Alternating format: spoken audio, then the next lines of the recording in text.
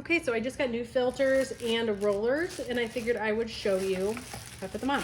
So this is how they come. They come individually packaged, so if I don't want to use them both side by side, I don't have to.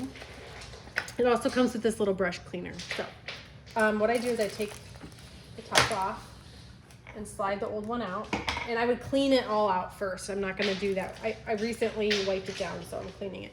And then this just pops on. There's a little button on the side here. On this side, you kind of see it just pops right on. And I kind of just make sure that everything's lined up nice and good. And then this pops right back on. Super easy. Okay. And then for this part, the filter, I just pop the filter out, open the new one up, and pop new filter in.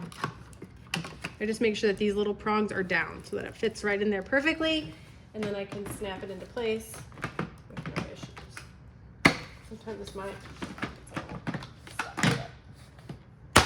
There we go.